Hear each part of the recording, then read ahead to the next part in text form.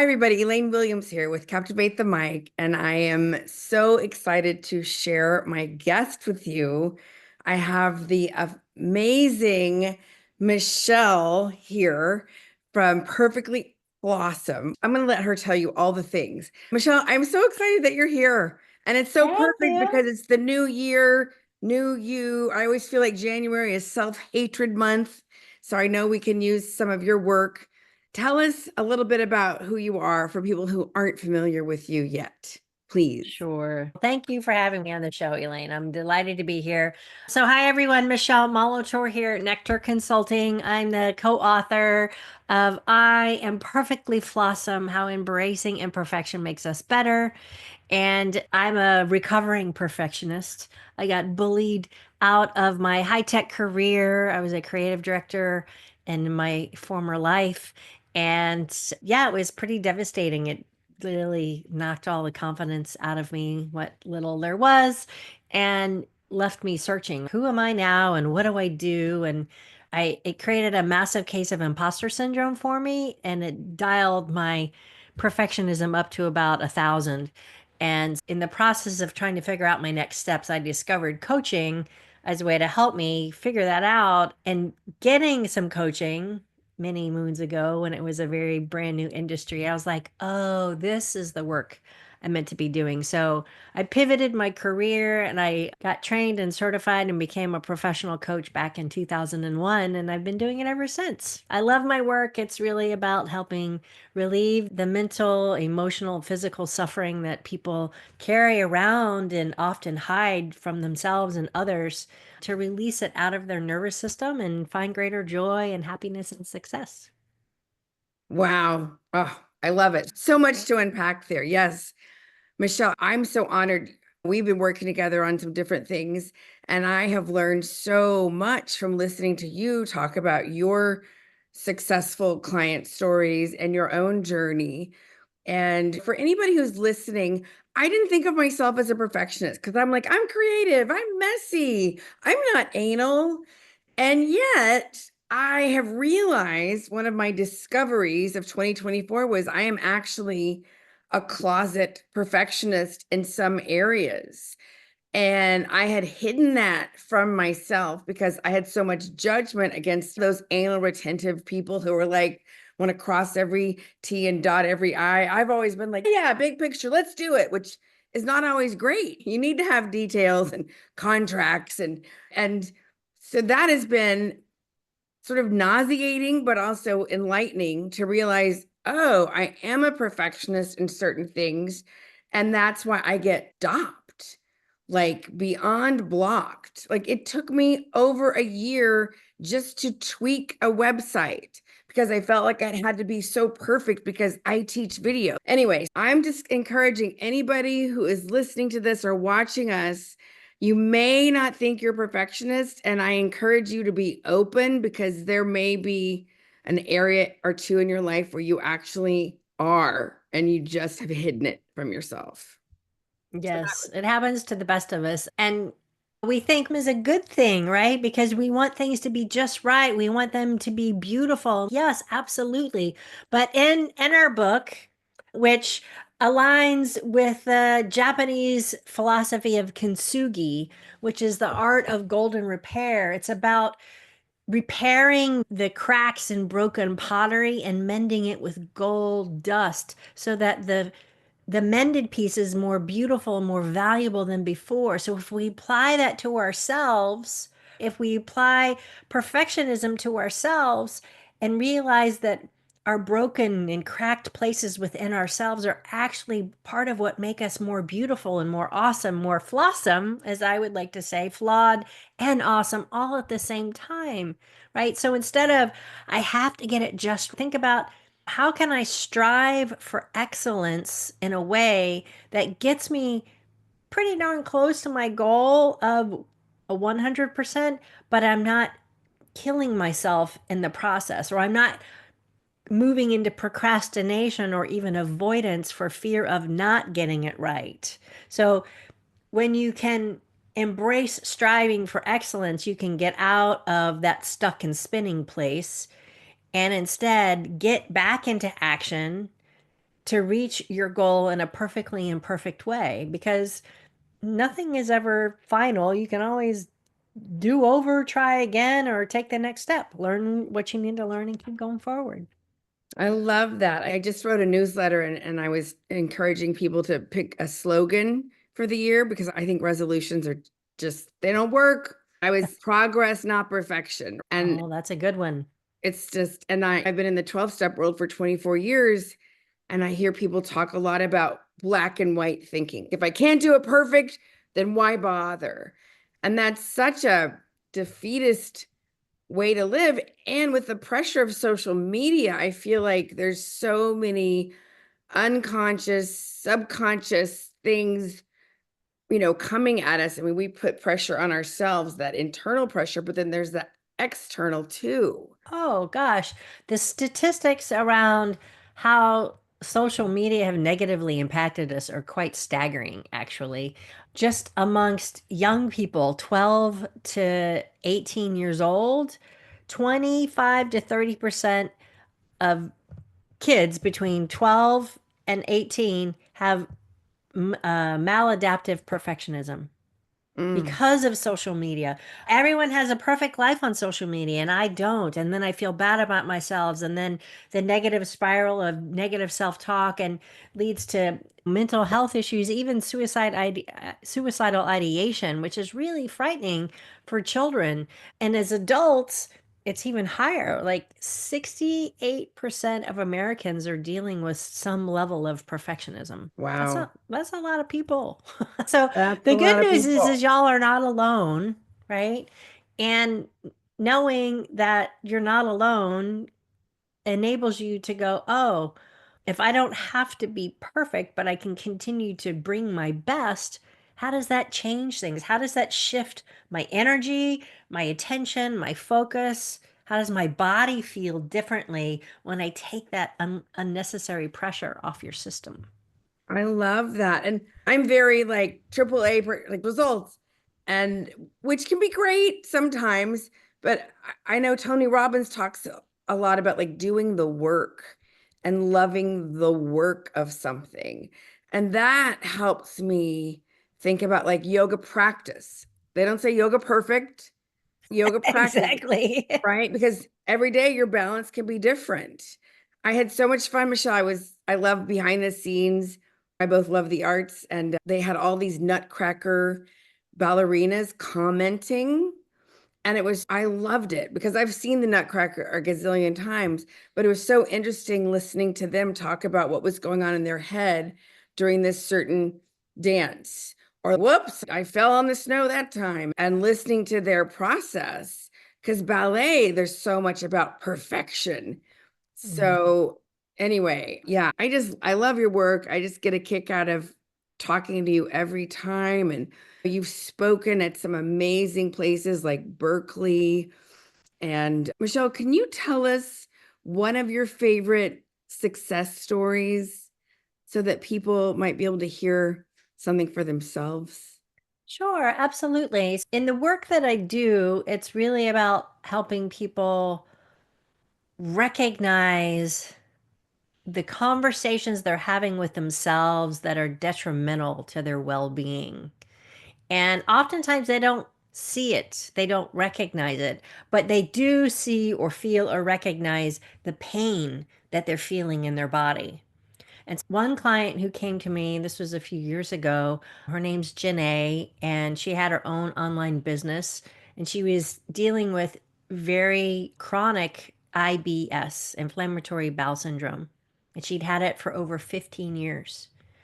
And it was to the point where she didn't want to leave the house or go too far from the house because she was afraid her body would betray her, right? That she would have to run back to the bathroom. And so it created that the anxiety just kept multiplying on top of itself, right?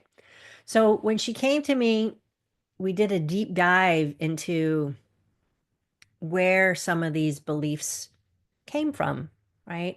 And the work that I do is a combination of positive psychology and neuroscience and somatic therapy and mindfulness and hypnotherapy. And through this combination of tools, I'm able to help clients tap into their subconscious thinking, to understand what's at the root causes of these limiting beliefs they're carrying around. So in Janae's case, she realized that in high school, her dad was her basketball coach. And even though she was the star player, he would still berate her on the way home. Why did you do that shot that way? I can't believe you messed up that.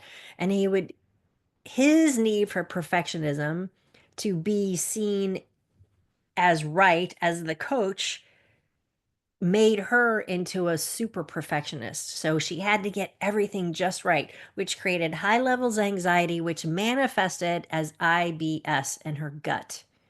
For 15 years, suffering from chronic IBS. And so once we got at the root cause and she realized, wow, I'm not in that place. I'm not living with my dad. He has no control of me. She lives close by to her family. She loves them. And she was able to look at the circumstances through a different lens and point of view and shift her perspective.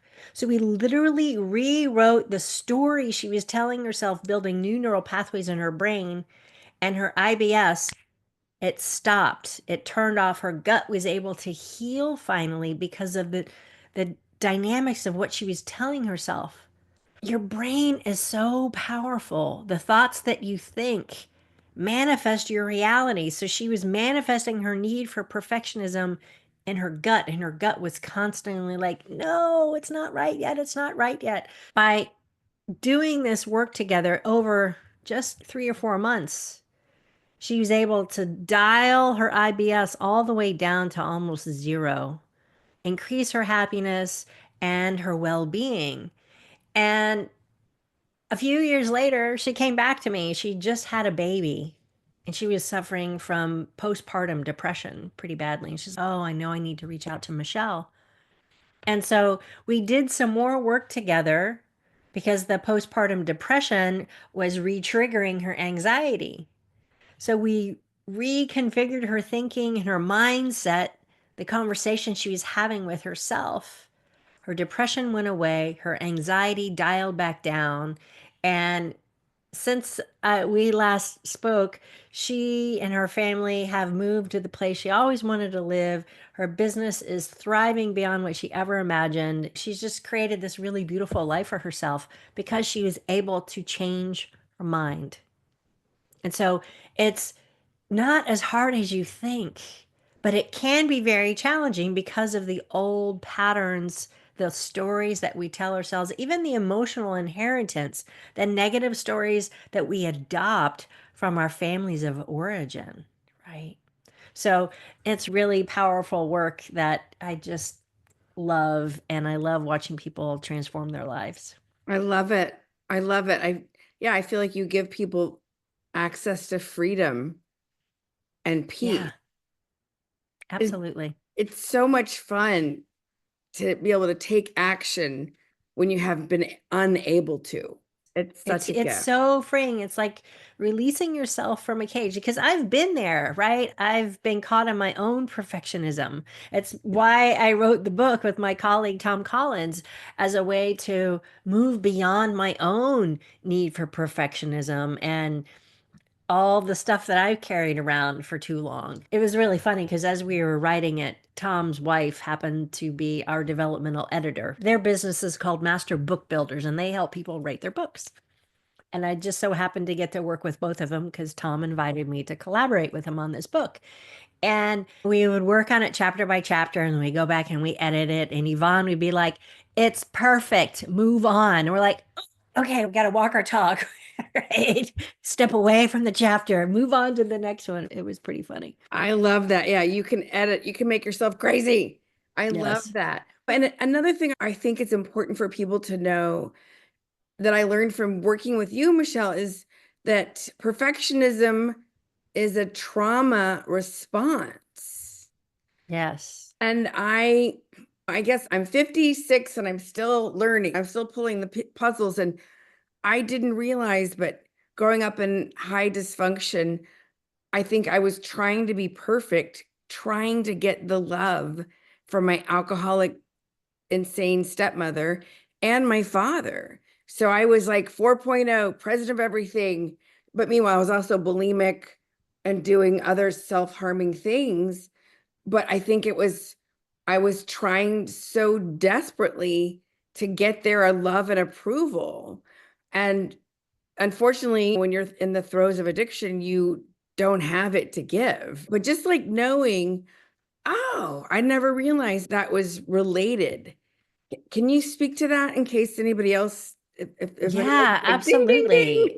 I didn't realize that was the case either until I started digging into this work more fully for myself and recognizing that as a child, if you're in the midst of dysfunction, or even in my case, I grew up in a perfectly imperfect family.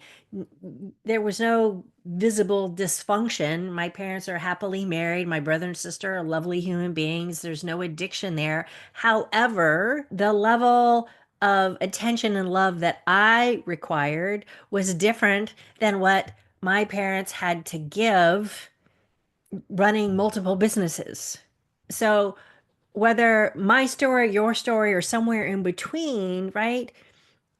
Sometimes it's not even painful events that happen that cause the trauma that leave the scar, i.e., the belief about yourself, oh, I'm not good enough, or I'm not lovable, or I'm not worthy of my parents' attention or love. If I just try harder, if I can just prove to them that I'm good enough, that I'm lovable, that I'm worthy, that I'm valuable, then they'll love me. Then they'll give me the pat on the back. Then they'll give me the atta girl, right? Whatever it is.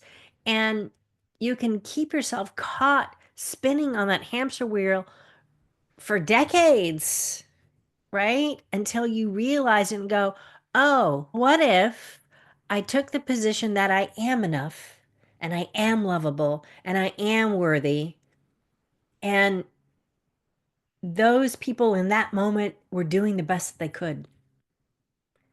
Right? Just notice how your shoulders drop and you're able to breathe a little more deeply because you're able to find a different perspective that is a little bit more self-nurturing, right? And from that place, you can take and put one foot in front of the other to get you to where you really want to be versus spinning in circles in the I'm not enough hamster wheel.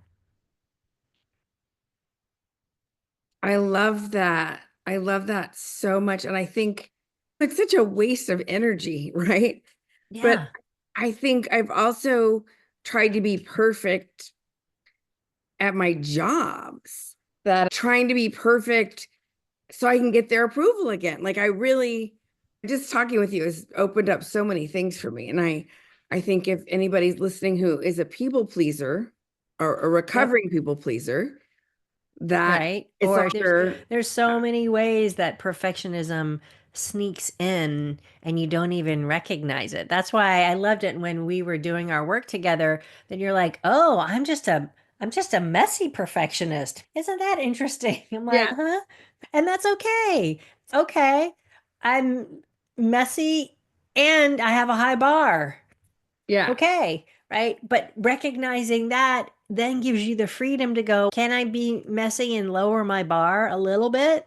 Does it have to be that high? Can I give myself some credit from what I have already achieved and what I have accomplished? right.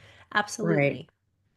And because ultimately I want to be more effective, right? I think we all want to be effective and reach our potential, whatever that means, and that can be changing. Oh, I just love these conversations, Michelle, and the stories you've told have been fabulous.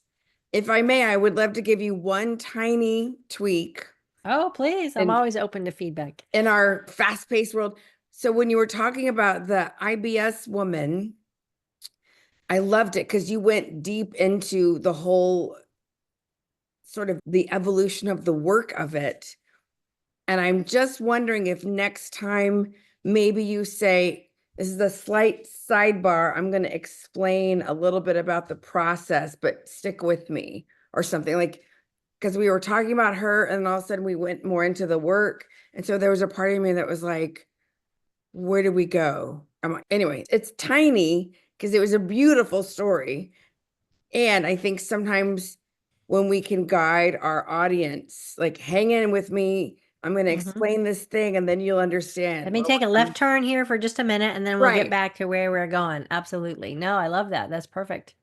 Sometimes I want to explain everything and it's they don't even know everything. That's one thing that's been so good about comedy, right? Because you want to look at every word. Because the less words, the more pow. Yes, absolutely. And I know, okay, so Michelle, you're doing this really cool thing that's starting soon. Tell us about your upcoming thing. I forget what it's called, but My thing. Actually, I have an amazing new, not new, it's my next group program for women called Reclaiming Your True Self. And it's a program especially dedicated for women, busy professional women that perhaps have achieved levels of success, but despite their accolades, they're still feeling like there's a missing. Something's not quite right. Something's not quite aligned with my heart and my spirit, but I'm doing work that I like, but something's a little off. I was just having a conversation earlier with someone, and this was exactly the case. And so, over 4 months together in this circle of support, these women are not only going to be there for each other, but they're going to have individual and group coaching and hypnotherapy support from me to create the deeper levels of healing and transformation that they're longing for, to get at those root causes of what's blocking their view, right? To eliminate the perfectionism, the people pleasing, the imposter syndrome that's creating burnout, that's creating overwhelm in their lives. So then they can go, this is what I want. This is how I'm going to create it. These are the steps I'm going to take. And then having this beautiful small group of women like cheering them on every step of the way so that 6 months from now they can look back and go, wow, look at the quantum leap that I've made because not only what I've learned about myself, but the support that I've gotten from this amazing group of women. So I'm super excited about it. The next group starts at the end of January. And if folks are interested, then I'm happy to have a complimentary and confidential chat to see if now is the right time for them to create a space of greater self care to amplify their dreams, their goals, and their well being. this it sounds amazing, Michelle. And I'm so excited because I'm gonna do it. Fabulous. It's going to be so powerful. The women who are already enrolled in it are amazing. And I love how these groups come together because all the perfect personalities come together from various walks of life from all over the country.